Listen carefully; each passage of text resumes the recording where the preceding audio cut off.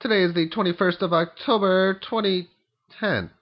And silver right now down to 23.50. It pierced a little below the level before 12, managed to come back up, and it's now back down to 23 and a half. And I was stating before that we have this 5-day moving average, this green colored line, in a wedge type of pattern or a support versus resistance pattern within this purple trend line. And yesterday it just hugged that upward trend line. And the trend line moves about 0.3% per day. That's been the duration of the rally from the start. And it hugged it and then obviously fell below it, falling below also this 10-day moving average. And that was a moving average I talked about recently before, where the last 3 or 4 times that this moving average, which had an extended period of time of rising, managed to roll over, that every time there was volatile corrections, either through price or through time. Whether that will happen again, I'd like to say no one knows, but I don't think there's anyone watching this video that would know. For me to say that no one knows would be I know what everybody knows, which I do not. With that being said, however, with the 5-day moving average now declining, that means the next resistance test will be its first since going below its level. We're moving into the period now where all rallies are starting to become guilty until proven innocent on the intermediate term trend, just as all these sell-offs were guilty until proven innocent. So this one was guilty, this one guilty, this one guilty, this one guilty, this one guilty, again, and even again it was guilty, and all of this one here was proven innocent by hitting this line and starting to go lower. Just because that's the case doesn't mean the intermediate term trend is changing, but this is what the start of the trend has, is a declining 5-day moving average, which is then followed by the 20.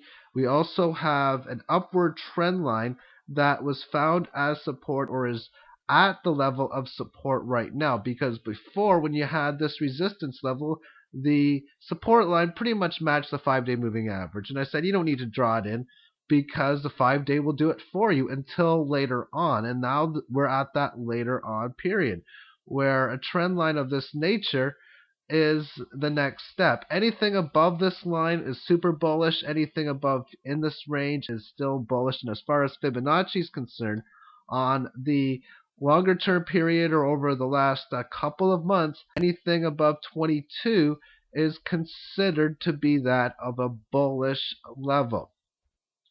And therefore, it's healthy to have a pullback down to this 22 level. It's also healthy for it to maybe range for a couple of weeks or 3 weeks in some sort of period, maybe between 24.5 and 22.5 as a particular period of time when it ranges. And the intermediate term bear market may bottom at 22. It could very easily have a move down to 23. We'll draw it over here for what would happen, and then have a move up to the 23.75 level and continue its pattern of higher or lower highs and lower lows, and boom, there's your bottom, and the markets would start to roll over again. That's a possibility of what could happen, because very often these Fibonacci levels can come back and act as that key level of support that you were predicting in the first place.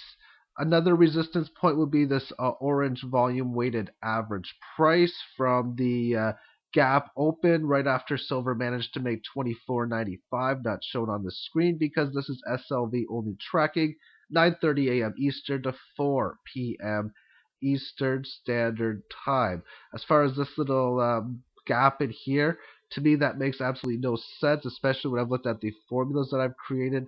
I'll most likely give it one more quick look before just redoing all of the formulas over again, which isn't really that bad of an idea anyway.